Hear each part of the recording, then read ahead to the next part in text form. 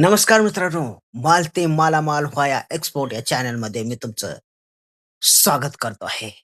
आपण बघणार आहोत व्ही-एच-टी ट्रीटमेंट. व्ही-एच-टी म्हणजे काय? म्हणजेच वेपर हीट ट्रीटमेंट.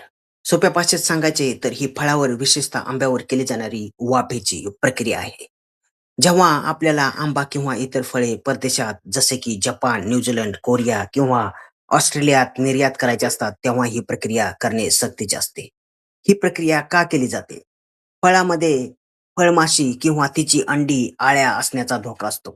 जर ही कीड फळासोबत दुसऱ्या देशात गेली, तर तिथल्या शेतीचे मोठे नुकसान होऊ शकते. त्यामुळे आंतरराष्ट्रीय नियमानुसार फळामधील ही कीड पूर्णपणे नष्ट करण्यासाठी निर्यात करण्यापूर्वी व्ही-एच-टी प्रक्रिया केली जाते. ही प्रक्रिया कशी काम करते? यामध्ये कोणत्याही प्रकारचा हानिकारक रसायनाचा वापर केला जात नाही. फळांना एका अद्ययावत चेंबरमध्ये म्हणजेच व्ही-एच-टी प्लांटमध्ये ठेवले जाते.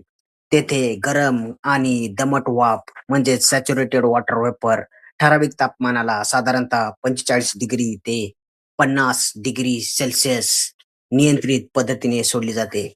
फळाच्या आतल्या भागाचे म्हणजेच गाभ्याचे तापमान ठराविक अंशापर्यंत वाढवले जाते आणि काही काळ ते तसेच ठेवले जाते. त्यामुळे फळाला कोणतीही इजा न होता किंवा त्याची चव न बदलता आतील कीड किंवा अंडी पूर्णपणे नष्ट होतात. याचे मुख्य फायदे काय आहेत? केमिकल मुक्त म्हणजेच ही पूर्णपणे नैसर्गिक आणि सुरक्षित पद्धत आहे, ज्यामुळे फळावर रसायनाचे अंश राहत नाहीत. गुणवत्ता टिकून राहते.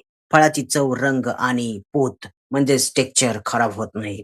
निर्यात सुलभ होते. महाराष्ट्र राज्य कृषी पणन मंडळाची म्हणजेच एम-एस-ए-एम-बी वाशी, नवी मुंबई येथे स्वतःची अद्ययावत व्ही-एच-टी सुविधा आहे. जिथून अनेक टन आंबे परदेशात निर्यात केले जातात. महत्त्वाची टीप 2026 मधील ताजे अपडेट.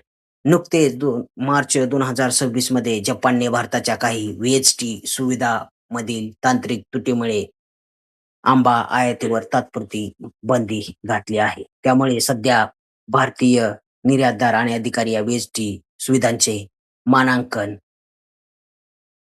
जपानी मानकांनुसार अधिक अचूक आणि कडक करण्यासाठी काम करत आहेत.